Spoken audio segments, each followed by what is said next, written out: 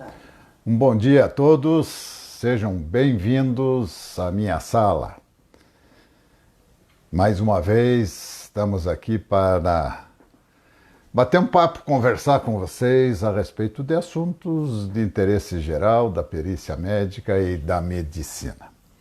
Hoje, um sábado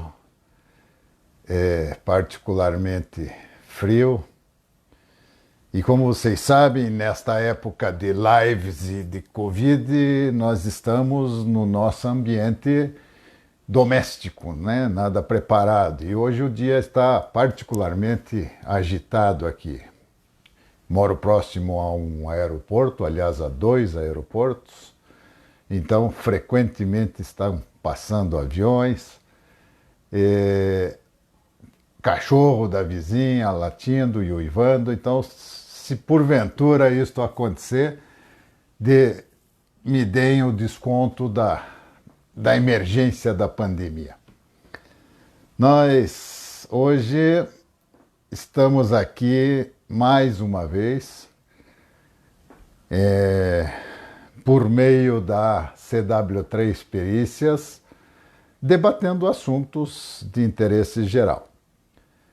Faço questão que aqueles que aqui vierem me fazer companhia se apresentem e interajam, façam seus comentários, façam suas perguntas. E nós teremos o maior prazer em interagir. Eu sou Cláudio Trezubbi, sou médico perito. Eu tenho 40 anos de experiência na área e nos últimos tempos tenho me dedicado particularmente à área de ensino e agora ensino EAD através da CW3 Perícias. Aproveito desde já para chamá-los a interagir conosco e curtir a nossa página no Facebook, no Instagram, @CW3Perícias, e acessar o nosso portal cw3pericias.com.br, onde toda semana, ou praticamente toda semana, estamos lá publicando assuntos de interesse, artigos, notícias interessantes a respeito da nossa área de atividade. Por falar em publicação, nós publicamos, como nós não fizemos a live na semana passada, demos uma folguinha para vocês, né? Nós publicamos 2 artigos, um na semana retrasada e outro na semana passada, que vocês podem acessar e enxergar e ver na íntegra lá na nossa página. O primeiro, na semana passada, sobre assédio, abuso e má conduta na área de saúde. E o outro desta semana, agora recente, ainda quentinho, com assuntos de ergonomia, em que se aborda basicamente a questão da postura, agora em home office, né? Muito importante isso também, e que nós questionamos se existe uma postura ideal para que a gente possa catalogar isso e deixar numa espécie de um gabarito, a postura tem que ser assim, né? Muito interessante, eu sugiro que vocês deem um tempinho e acessem e deem uma olhada. Vamos contextualizar agora o que é o assunto de hoje. O assunto de hoje, o título foi escolhido de propósito até para que isto ficasse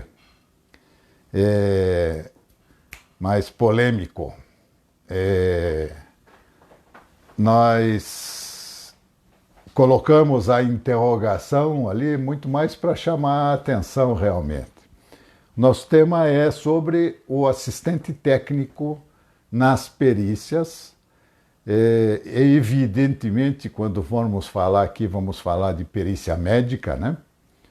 E a polêmica dos é possível, ou pode, é exatamente para chamá-los a interagir e a gente conversar a respeito dessa situação.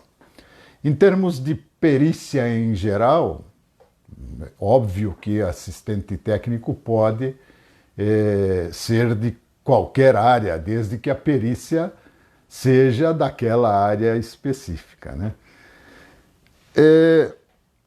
Dentro deste assunto, e eu até trouxe esse assunto porque tem acontecido várias interações nas redes e o pessoal tem questionado muito a indicação de assistente técnico dentro das perícias médicas e várias posições têm aparecido dentro deste tema. O tema é sempre importante, sempre recorrente, e eu já tratei disso num artigo que nós colocamos no meu blog pessoal, que agora estamos migrando todos para o blog da CW3, mas ainda pode ser encontrado lá. Um artigo que eu publiquei em junho de 2018, que era exatamente sobre este tema, assistentes técnicos não médicos. E tanto lá quanto hoje aqui, o que nós vamos abordar e onde nós vamos nos basear especificamente é no parecer do Conselho Federal de Medicina, de número 50 de 2017, que tratou muito apropriadamente desta matéria. E que a gente vai aqui seguir no roteiro daquele parecer até que se chegue na conclusão final, que nós temos a certeza do embasamento de que numa perícia médica específica o assistente técnico só pode ser um médico, né? Dentro do histórico desta situação e da contextualização aí na sociedade, o nosso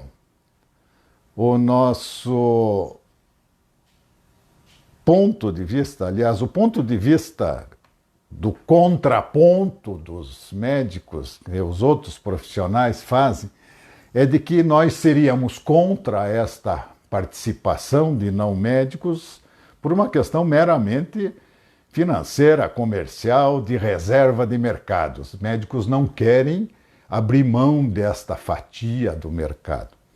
Esse é um pensamento absolutamente inoportuno, né? Não é por esta razão que nós defendemos e que nós entendemos que o assistente técnico numa perícia médica tem que ser obrigatoriamente um médico. E este parecer do Conselho Federal de Medicina foi muito conciso e muito preciso no ponto do porquê outros profissionais que não médicos não devem ser designados ou apresentados como assistentes técnicos dentro de uma perícia médica. Estou vendo aqui a Gorete. Olá, Gorete, bom dia, tudo bem com você? Prazer em tê-la aqui novamente. Alessandra, satisfação também em tê-la aqui. Não deixem de interagir, vamos conversar a respeito do tema. Eu estou aqui apresentando as minhas colocações, mas este é um assunto bastante aberto e que cabe colocação e que tenho certeza vai haver colocação dentro dessa multiplicidade de opiniões e de ações que têm acontecido, principalmente dentro da perícia judicial, né?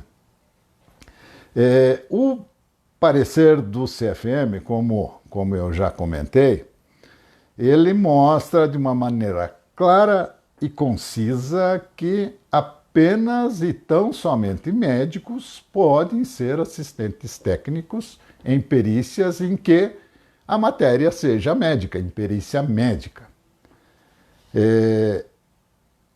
Como a grande maioria das provas periciais na justiça que envolvem questões de saúde são médicas, são perícias médicas, é nosso dever, inclusive, como profissionais, como peritos ou como médicos ou como assistente técnico mesmo, batalhar, brigar no sentido de que nestas perícias não sejam admitidos profissionais de outra formação. Para que a gente chegue a uma fundamentação adequada a respeito desse assunto, assim como naquele parecer do CFM, é necessário, e eu vou adotar esta linha também, fazer um paralelo entre o que quais são as atribuições e as qualificações do perito oficial no juízo e aquelas do assistente técnico. Fazer um paralelo entre o perito e o assistente técnico. Estou vendo aqui o amigo Cantídio, companheiro de longa data, um dos nossos fundadores, responsáveis também pela condução da antiga Sociedade Brasileira de Perícia Médica. Bom dia, Cantídio. Como é que anda o clima aí nas proximidades do Planalto? Bom vê-lo aqui. Um grande abraço. Retomando, então vamos fazer um paralelo. Vamos tentar, com as designações, as atribuições, com as necessidades que a lei e a questão da ética impõe ao perito, tentar fazer um paralelo com o assistente técnico. Primeiro, na questão da formação do perito. O artigo 465 do Código de Processo Civil, ele diz que o juiz nomeará perito especializado no objeto da perícia.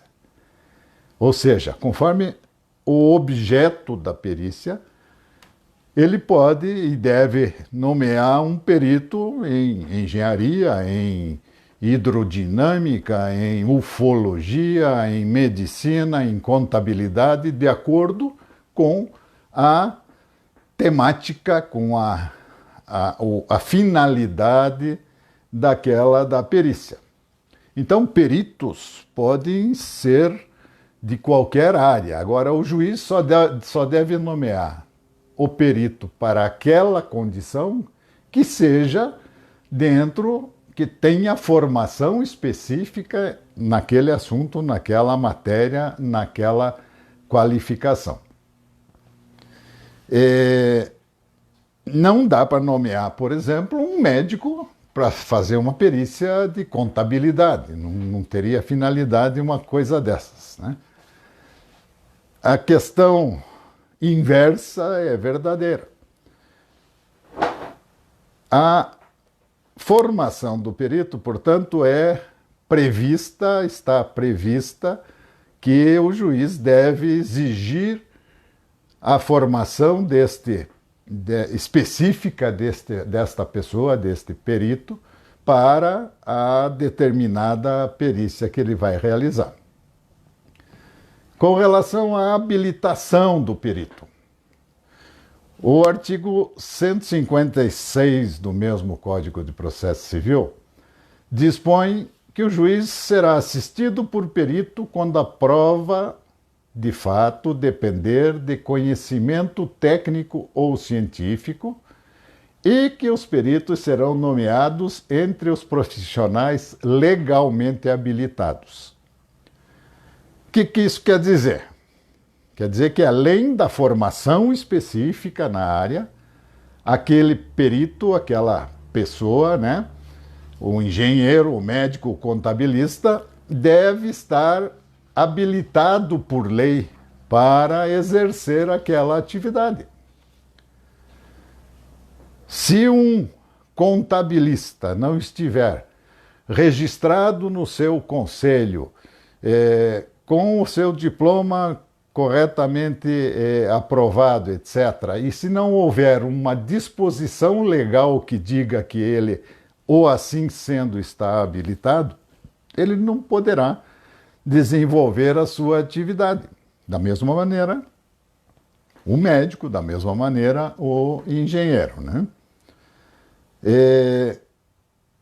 Dentro dessa situação, nós temos, então, a formação específica e a habilitação legal como requisitos para que o perito seja nomeado naquela condição. Com relação ao objeto da perícia, o objeto da perícia médica é, basicamente, determinação de nexo causal, avaliação de capacidade elaborativa, ou aptidão, né, para o trabalho, e a avaliação de uma sequela, ou seja, a valoração de um dano corporal.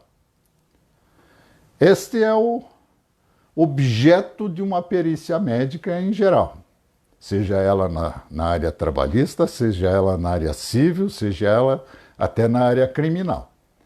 Nós temos essas três necessidades, né? E aí, eu já aproveito agora e, mais uma vez, chamo os nossos amigos e que estão aí nos acompanhando a interagir, a colocar suas opiniões. Não, lembre-se da nossa época de bancos escolares, não existe pergunta impertinente ou pergunta que pareça boba. Todas as perguntas são pertinentes porque as dúvidas e as opiniões e as sugestões não são só da gente, né?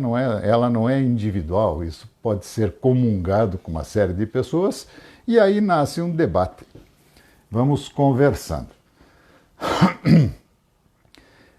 Além da questão da habilitação e da formação, e mais esta do objeto da perícia, com relação ao perito oficial, nós entramos na questão do nexo. A determinação do nexo causal significa encontrar a relação entre uma causa e um efeito. Ou seja, uma doença ou um trauma e uma lesão ou uma redução, um dano corporal em alguma área do nosso organismo. Ou, além da relação causa e efeito, nexo significa fazer uma relação entre uma conduta e um resultado, por exemplo. Estão aí os inúmeros casos de perícia de erro médico, uma prática, né, em que uma determinada conduta médica é questionada e o seu resultado tem que ser cotejado com aquela situação no sentido de se determinar a propriedade ou impropriedade daquela conduta. Então, nexo é um ato nesta condição absolutamente médico, né? Determinar um diagnóstico nosológico, identificar a causa de um dano, é determinar um diagnóstico nosológico de uma doença ou de uma lesão. É fazer um diagnóstico. E, em se fazendo este diagnóstico nosológico, é uma doença ou é uma lesão, imediatamente nos leva a estabelecer um diagnóstico etiológico. Esta doença é decorrente do quê? Ela é decorrente de uma infecção, ela é decorrente de uma alteração metabólica, ela é decorrente do trabalho, ou seja, determinar a causa básica desta doença, a origem desta doença. Estabelecido o diagnóstico nosológico e o diagnóstico etiológico, ainda temos que nos reportar a questão do diagnóstico diferencial. Que outras situações podem estar gerando esta mesma nosologia, né?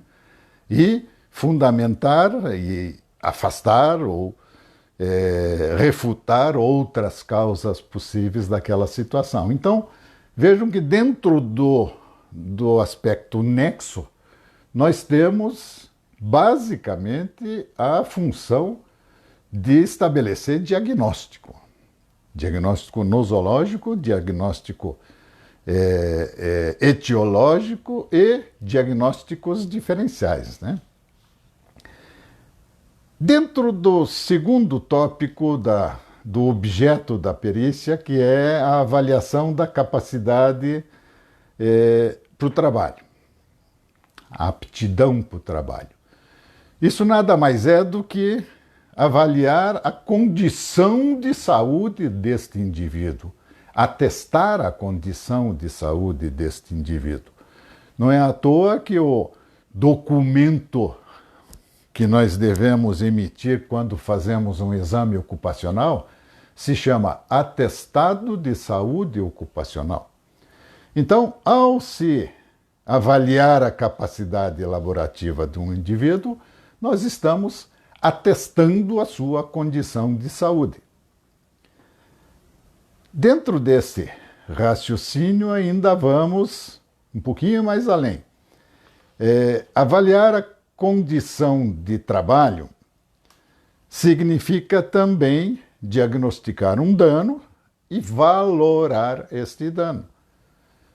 Nós temos que avaliar e diagnosticar uma sequela, por exemplo, e estabelecer um prognóstico a respeito daquela condição. Até onde esta sequela está interferindo nas capacidades daquele indivíduo e qual o futuro que se imagina para esta sequela, né, para essa situação. Ou seja, estabelecer prognóstico. Restou aqui o último comentário, ou quase o último, ainda em relação a perito e assistente técnico, né? É de que o perito, como nós já falamos, tem que ter a habilitação legal para o exercício daquela atividade. E no caso da perícia médica, no caso do médico, nós nos reportamos ao artigo 4º da Lei 12.842 de 2013, que determina, que disciplina que são privativos de médico, entre outros atos, a determinação do prognóstico relacionado a um diagnóstico nosológico, a realização de perícias médicas e a atestação das condições de saúde dos indivíduos. Vejam que aquilo que nós falamos ali a respeito de avaliação de capacidade elaborativa e de nexo estão perfeitamente enquadrados dentro desta habilitação legal. O médico é o único profissional legalmente habilitado a fazer essas coisas. E é por essa razão que os outros profissionais não podem e não devem ser designados ou inseridos ou pretender ser inseridos como assistente técnico dentro de uma perícia em que se tenha que realizar estes atos, né? Legalmente, como eu já falei, só o médico tem essa prerrogativa. Mas para o final eu até quero que vocês também deem a sua opinião, mas para o final nós vamos comentar que, infelizmente, mesmo com toda esta argumentação e fundamentação, principalmente por parte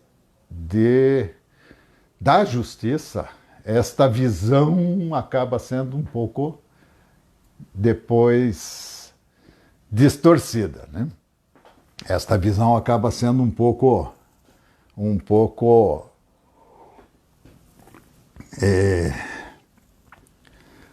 levada para uma outra interpretação.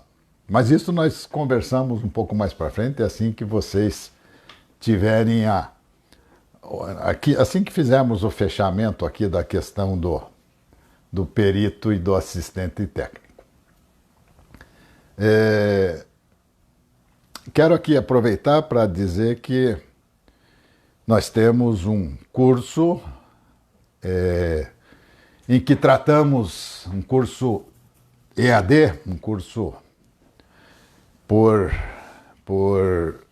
à distância, em que nós tratamos da perícia nos benefícios por incapacidade. E neste curso, assim como no livro sobre perícia de benefícios por incapacidade que eu escrevi, que acabamos de lançar a 3ª edição,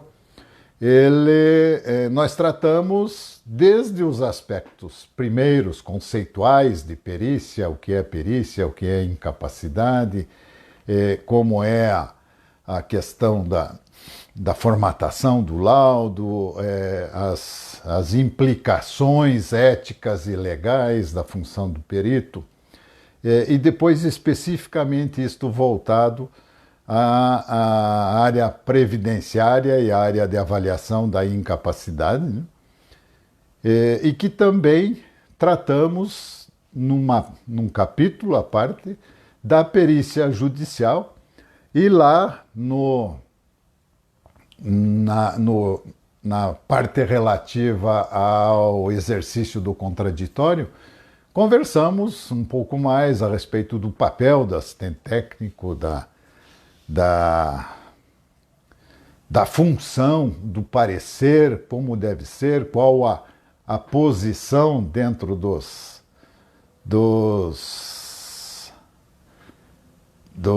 processos judiciais, né? E como deve se portar, por exemplo, o perito perante o assistente técnico e vice-versa. Então, embora o tema básico seja perícia em avaliação de incapacidade, mas nós abordamos também todos esses aspectos em geral. E, aqui fazendo um comercialzinho, nesta época drástica de crise pela epidemia, estamos com uma promoção bastante interessante neste nosso curso.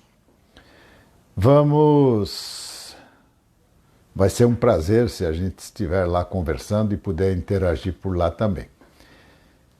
Vamos lá.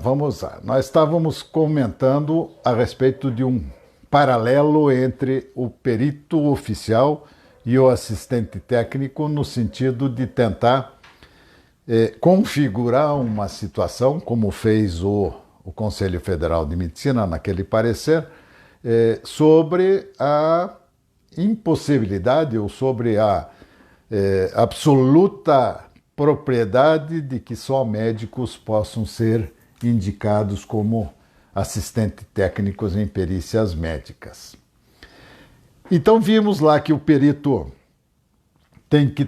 o juiz tem que nomear alguém especialista na área da matéria da perícia, né? Um engenheiro, um médico, um assistente social, um contabilista, etc. Que este alguém tem que ter formação nesta área, que esta pessoa tem que ter uma habilitação legal para o seu exercício. Vimos lá que o perito médico ele tem que trabalhar na questão de realizar diagnóstico, de realizar prognóstico e de fazer uma avaliação das condições de saúde das pessoas, né? E agora passamos à questão do assistente técnico nessa correlação. O artigo 466 do Código do Processo Civil garante que ao assistente técnico deve ser dado o acesso a todos os elementos do processo, seja ele documentos, exames, diligências, etc. Acompanhe, é-lhe permitido e deve-lhe ser franqueado acompanhar todas as diligências, todos os exames e os procedimentos realizados para a produção da prova.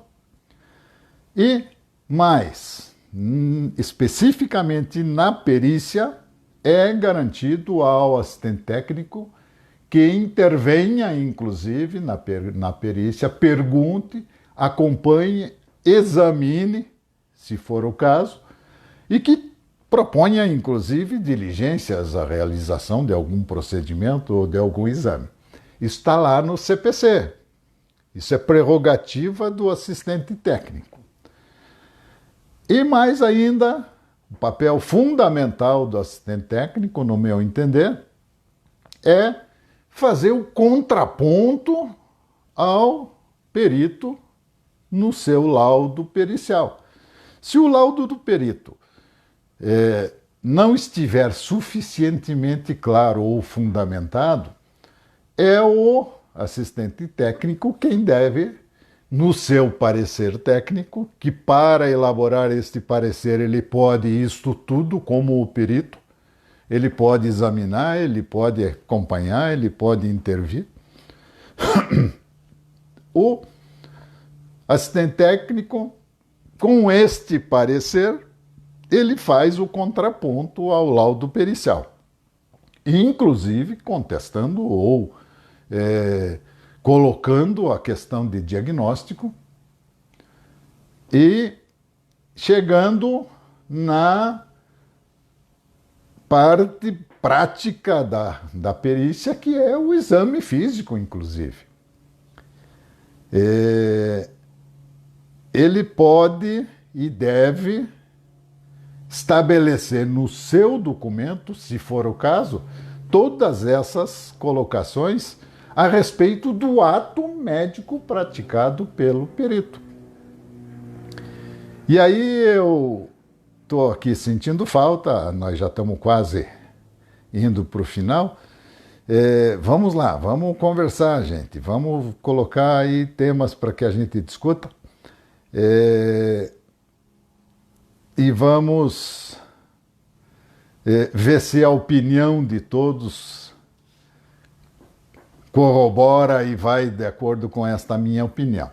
Então, voltando, se o assistente técnico tem todas estas prerrogativas da mesma maneira que o perito, evidentemente ele também vai ter que fazer diagnóstico, avaliar capacidade laborativa, estabelecer prognóstico e todas aquelas atribuições em que legalmente só o médico tem a condição de realizar.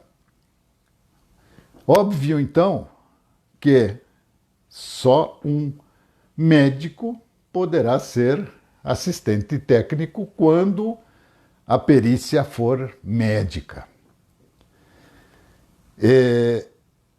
A conclusão que se faz, que se chega aí lá no parecer do CFM, é basicamente isso que está definido, é que naqueles casos em que a autoridade, seja ela judicial ou administrativa, designa como perito um médico, a perícia é médica, pede-se como prova a prova pericial médica, levando em consideração que o assistente técnico vai necessitar cumprir todas estas etapas como o perito oficial, e que a maioria dessas etapas se constituem por lei como atos privativos de médico.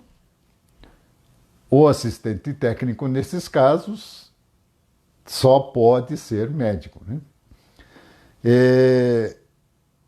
O grande problema, e aqui a gente já está agora saindo do assunto principal, o grande problema é que parece, assim, é uma percepção que eu particularmente tenho e que um grupo de colegas também tem, é de que a justiça está tentando distorcer um pouco a figura do assistente técnico, aliás, da perícia médica como um todo. Aqui temos uma colocação da Alessandra. Se nos benefícios por incapacidade, o assistente técnico tem que ser especialista na área de incapacidade do segurado. Exemplo, ortopedista, neurocardio. Eu remoldaria essa tua colocação, Alessandra, é o seguinte: se ele tem que ser especialista na área clínica da doença que estaria a gerar essa incapacidade. Esse é um outro assunto, né? Que já vem para a questão do perito mesmo. O assistente técnico não necessariamente, né? O perito oficial, e esta é uma das coisas em que existe a distorção na justiça, e que exatamente a gente estava começando a comentar agora, o perito oficial também não precisa ser necessariamente especialista naquela área clínica. Nós já temos inúmeros pareceres, inclusive sentenças e julgados a respeito dessa situação, e nós entendemos que o perito, para avaliação da incapacidade, principalmente nessas circunstâncias, ele precisa ser, sim, especialista em avaliação do dano, em avaliação da diminuição ou da implicação daquela situação na capacidade, na funcionalidade do indivíduo. Isso também nós abordamos de uma maneira bem prática no nosso curso e no nosso livro, e eu sempre me reporto à colocação da juíza Flávia, aqui da 4ª Região, em que ela diz que, muito mais do que um especialista numa determinada condição clínica, a justiça, em benefícios por incapacidade, precisa de alguém que entenda o indivíduo como um todo e que saiba avaliar a repercussão daquela doença na capacidade produtiva, na capacidade deste indivíduo. E mais, que frequentemente, a gente sabe disso, o indivíduo que vem à busca de um benefício por incapacidade não é portador de uma única e exclusiva patologia. Ele não tem só artrose ou lombalgia. Ele tem lombalgia, diabetes, depressão, ansiedade, outras circunstâncias. E que seria, de uma forma assim, bem primária, um absurdo se pretender que se tivesse um perito especialista em cada uma dessas situações para fazer uma avaliação da funcionalidade desse indivíduo. Então, embora não exista uma lei que defina isso, né, mas do ponto de vista prático e consensual, existem muitos juízes que já pensam desta maneira também. O especialista em perícia, ele é muito mais indicado do que um perito especialista em alguma coisa para fazer a perícia. E a gente vê isso no dia a dia. Eu, como assistente técnico em perícias na Justiça Federal, eu tenho atuado numa condição assim, um tanto quanto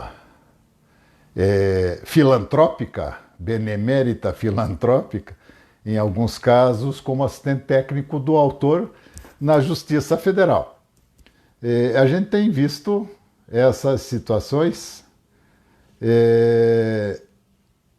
dentro de alguns processos, em que um médico do trabalho é designado para uma perícia, e o caso é um caso clínico, que envolve várias circunstâncias. Vamos fazer uma hipótese.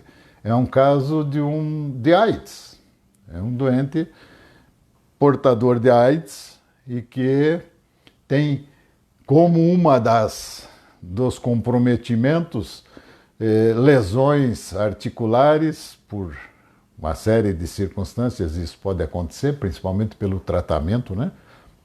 Retroviral, antirretroviral, e que se designa o médico do trabalho, que faz uma perícia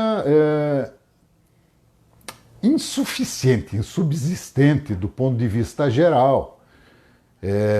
Ele não consegue analisar que não as outras situações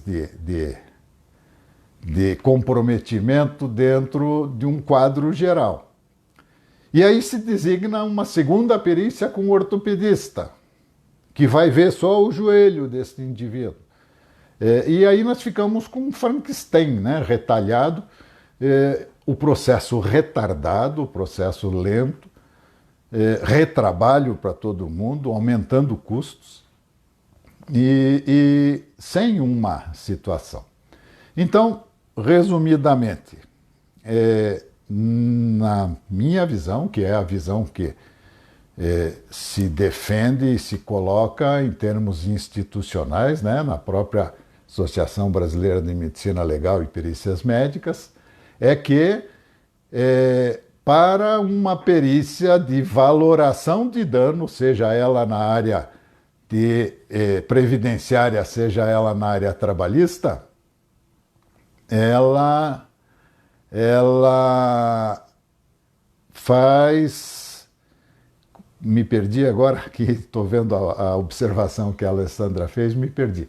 Mas a avaliação do indivíduo, a avaliação do dano, ela é muito mais precisa e muito mais indicada para alguém que tenha esta formação, esta especialidade. Então, no meu entender, o especialista em perícia médica, em medicina legal e perícia médica, é o especialista indicado a fazer perícia, que eventualmente, dentro de um caso específico, em que haja uma necessidade de um aprofundamento vertical em algum aspecto de alguma condição clínica, seja de doença, seja de tratamento, ele pode se valer do parecer, sim, de alguém daí da área específica. Mas, entenda, a conclusão e a elaboração do laudo deverá ser por este especialista. A Alessandra coloca aqui, e eu entendo isso também, Alessandra, que é muito sábia esta apreciação da juíza Flávia quando se coloca o indivíduo como um todo. Esse indivíduo que está lá pleiteando um benefício, ele é um todo, médico e social, né? E é isto que tem que ser visto. Às vezes, eu tive já alguns debates, às vezes a incapacidade, inclusive, ela só acontece por conta deste contexto todo, né? E que um especialista numa determinada área, por exemplo, de ortopedia ou de fisiatria ou de psiquiatria mesmo, ele não teria esta visão e esta formação nesse sentido. É muito prática aquela colocação, né? De que, na maior parte das vezes, eminentes especialistas acabam se mostrando péssimos peritos, né? E, em contrapartida, peritos que tenham uma formação integral, né? E que possam estar investigando e se aprofundando em determinado ramo, fazem com que a perícia acabe sendo mais fundamentada. O Cantídio está perguntando, comentando para falar do artigo 466, parágrafo 1º. Me refresque a memória, Cantídio. O que é que diz o parágrafo 1º? Não tô com ele aqui aberto. E sobre a questão da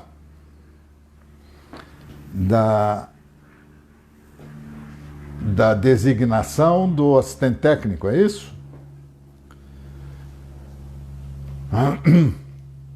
Vamos lá, vamos esperar aqui, ou eu procuro aqui, mas eu acho que se eu for procurar eu vou me perder, acabo até interrompendo a nossa transmissão aqui. Vamos esperar ver se alguém me dá aqui a colocação.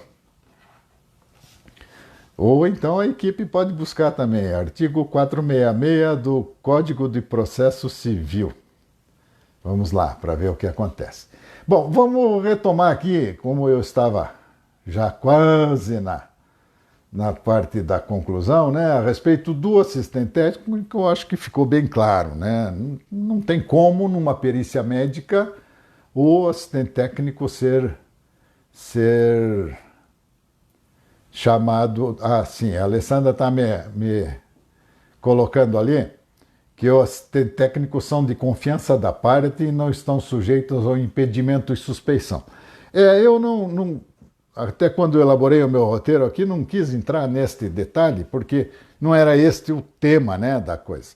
Ser de confiança da parte não quer dizer que seja de desconfiança das outras, né, e nem do juiz. Aí a diferença é assim, o perito é um profissional de confiança do juiz. O assistente técnico não precisa ter este critério, ele não precisa ser alguém avalizado pelo juiz.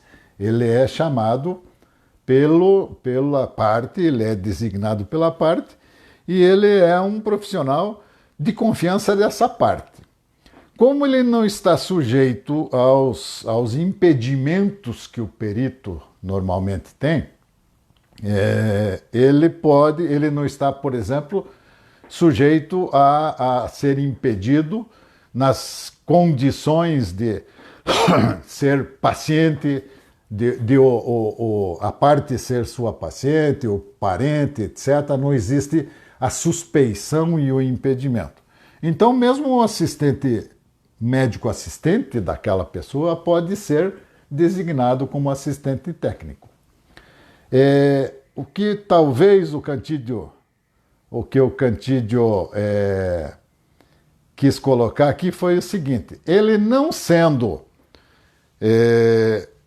sujeito à impugnação, ou a impedimento ou suspeição, que a parte poderia contratar quem quer que fosse. Mas vejam, o paralelo que eu fiz, colando e buscando lá do parecer do CFM, diz o seguinte: ao perito são dadas, ao assistente técnico são garantidas todas as prerrogativas do perito em relação à matéria, né? A matéria médica que ali está sendo feita. Então, esta argumentação de que ele não estaria dispensado desta obrigatoriedade de ser médico, ela não tem fundamento, porque se, por exemplo, a parte que quiser invocar este parágrafo para designar lá um enfermeiro para ser assistente técnico, ele vai acabar batendo nesta condição de não poder estar lá praticando as mesmas coisas que o perito oficial pratica. Isto seria impedimento ético, impedimento da parte de exercício da medicina. O que a gente tem visto, e que inclusive eu acho que é bastante prudente, é que cada vez mais... Deixa eu fazer um parênteses. A perícia judicial, desde que eu comecei a tomar contato com isso há mais de 20 anos, no meu entender, embora ainda isso não possa ser generalizado, houve uma grande evolução nesta relação perito-magistrados, né, perito-juízes. Existem ainda diferenças muito grandes, mas houve uma evolução. Está se conversando muito mais. Perito e juiz estão conversando. E a gente sempre recomenda isso. Se você é perito dentro de uma condição, de uma unidade dentro da justiça, procure contato, procure manter um diálogo com os juízes que estão ali a lhe designar como perito. Conheçam-se mutuamente para que essa confiança que exista do juiz possa ser aumentada, né? E que se possa claramente discutir essas coisas.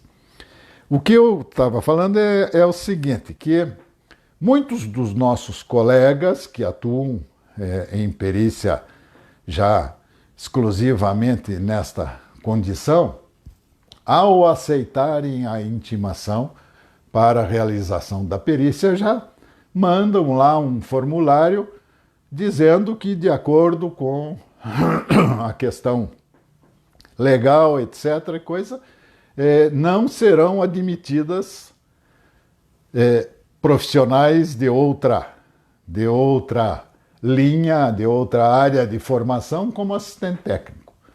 Então, eu já tenho visto, inclusive, despachos de juízes que, ao designar a perícia e ao solicitar a apresentação facultativa de assistente técnico, que já lá vai dito que, de acordo com a colocação, deverá apresentar assistente técnico médico. Então, isso é um grande progresso, né?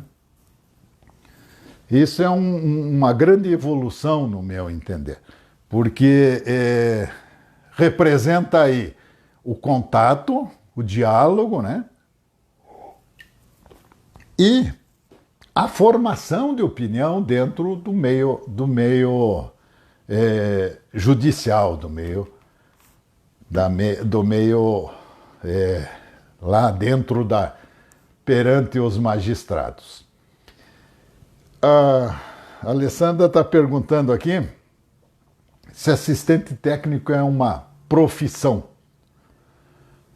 Ao que eu saiba, Alessandra, não existe no CBO lá, ainda não existe a profissão de assistente técnico garantida. O que existe é esta figura proporcionada no CPC, né, de assistente técnico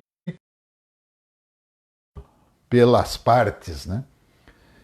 Então, assim, o assistente técnico, no nosso caso, né, perícia médica, são médicos peritos que optam por não trabalhar na função pericial oficial, mas sim assessorando uma parte. O assistente técnico é basicamente um assessor técnico de uma parte, seja ela o autor, a reclamada ou outra condição dentro do processo. Não me consta que seja uma função, uma profissão regulamentada. A profissão é médico, né? Médico atuando como assistente técnico.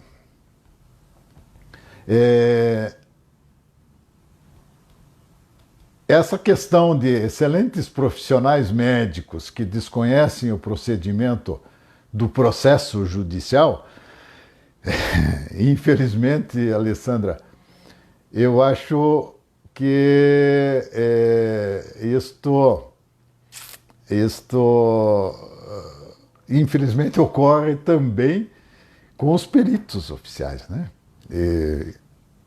Já diminuiu bastante, mas nós temos isso. Então, vejam, é ainda uma condição que depende da parte.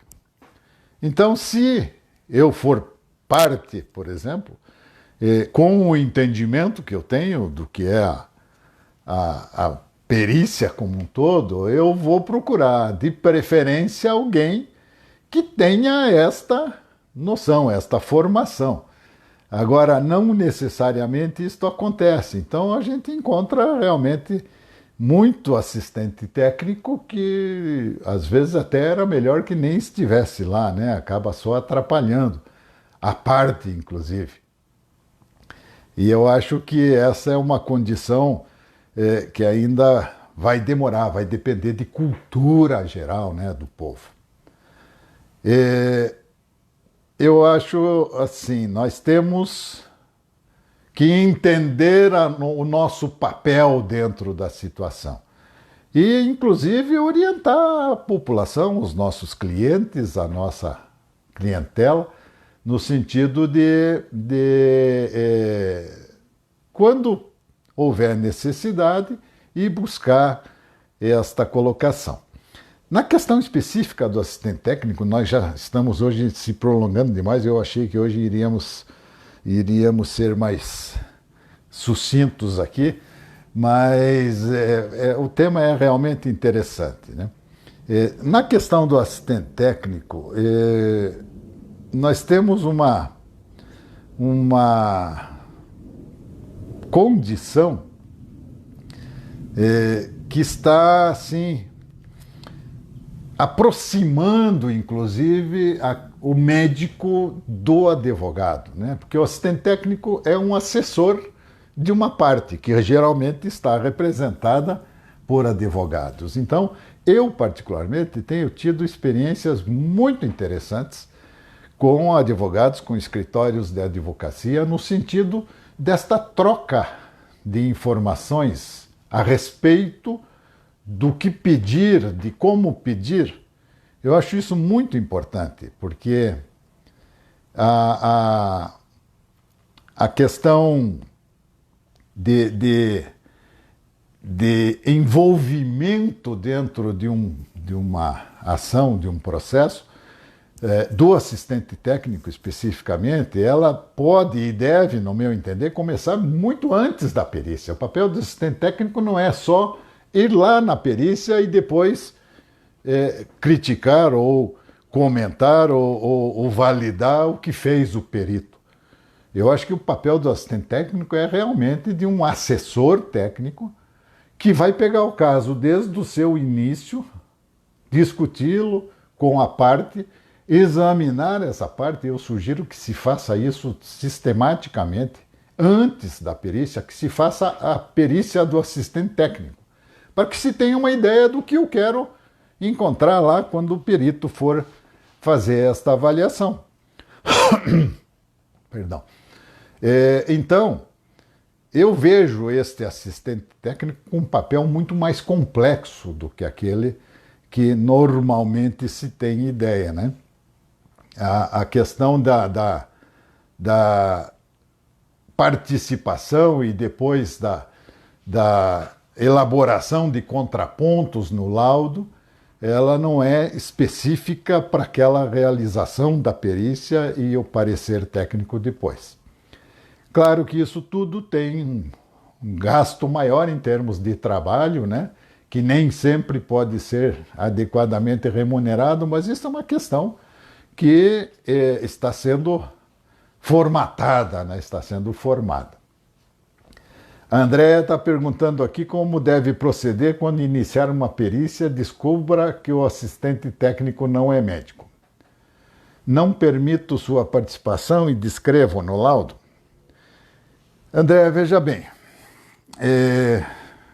você tem esse direito e talvez até este dever, porque ao se permitir um assistente técnico não médico, nós médicos estaremos infringindo dispositivos do nosso código de ética.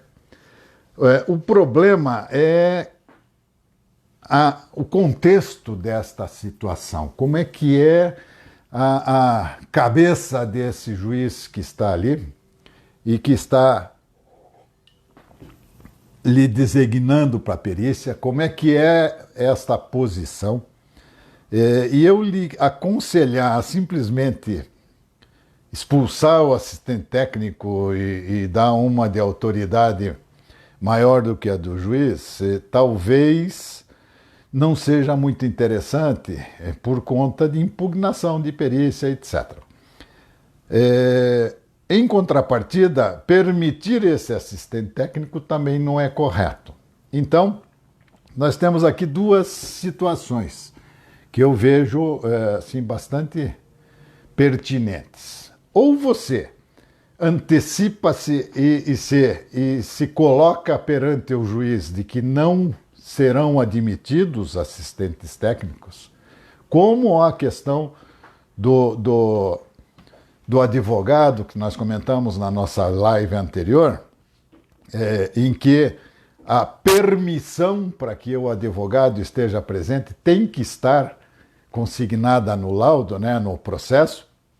Desta maneira, você se antecipando, se pode dizer ao juiz que o assistente técnico das partes deverá ser médico por conta da lei, isso, ou por conta da condição de que se trata de uma perícia médica. Aí, se o juiz entender que isto é impertinente, porque pode e acontece, né, você tem o teu direito de abdicar desta indicação. Nós não podemos achar que o perito pode ser prepotente, pode ser o valente na história e simplesmente determinar. Chegando numa condição de impasse, nós temos todo o amparo no sentido de que estaremos prejudicados na nossa autonomia e na nossa isenção, como eu falei na live anterior, e não permitir a entrada destas pessoas, peticionando devidamente, oficiando ao juízo nessa condição, e não realizando a perícia. Por quê? Porque aí você faculta a parte que apresente um assistente técnico adequado. Ao fato que, se você realizar a perícia e só não deixar o enfermeiro ou outro profissional participar, você pode incorrer na questão de cerceamento de defesa, etc., e a sua perícia ser impugnada e ter que haver retrabalho, etc. Eu acho que a situação é muito dinâmica, né? Existe isso, e eu sugiro que vocês se informem de como estão procedendo os nossos companheiros que sistematicamente se reportam aos juízes, preventivamente, inclusive, dizendo deste impedimento. Evita atritos, evita problemas, só não evita que, agora já para terminar, né, nós já estamos com mais de 1 hora de bate-papo, só não evita que a justiça continue em alguns pontos, né, continue a entender que qualquer um pode ser assistente técnico, assim como eles entendem que qualquer um até pode ser perito, né? Esta questão de alguns dias, houve uma resolução, uma sentença, uma definição do TST, reconhecendo que fisioterapeutas podem ser peritos, né, numa perícia nesse sentido. aí o que a gente vai correr o risco é de que os juízes comecem a dizer que a perícia é técnica e não médica e nomearem outros profissionais ou virem outros profissionais como assistente técnico. Nós, como médicos, devemos nos posicionar. Se a perícia é médica, se eu fui indicado como um perito médico, eu não devo abrir mão desta prerrogativa. Eu quero agradecer de coração aqui a participação e a paciência de vocês todos e, mais uma vez, agradecer a CW3 por esta oportunidade que a gente está tendo aqui de conversar e que, se vocês tiverem alguma sugestão aí para próximas conversas, para próximos bate-papos, mandem por e-mail, mandem aí pelo Face mesmo. Nós teremos o maior prazer em estudar o assunto e vir aqui conversar com vocês. Mais uma chamadinha para o nosso curso e esperando sinceramente que esta condição de prisão domiciliar que nós nos encontramos se resolva logo, né? Até para podermos começar a nos encontrar pessoalmente mais uma vez.